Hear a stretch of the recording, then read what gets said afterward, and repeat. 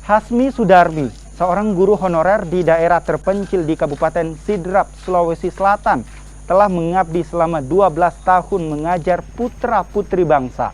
Tidak hanya mengajar, Hasmi Sudarmi juga harus rela menyeberangkan muridnya di sungai menggunakan rakit, bahkan di tengah guyuran hujan. Tugas dan tanggung jawabnya sebagai pengajar telah dijalankan dengan baik.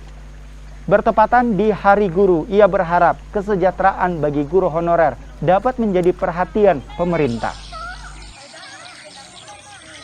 Harapan kami kepada pemerintah, semoga senantiasa memperhatikan kesejahteraan kami para guru. Kesejahteraan kami para guru, khususnya guru honorer. Jadi saya mewakili seluruh guru honorer di seluruh Indonesia, memohon kepada pemerintah semoga memperhatikan kesejahteraan kami, supaya kami bisa lebih fokus lagi mendidik anak bangsa, tidak lagi diganggu beban pikirannya besok makan apa lagi.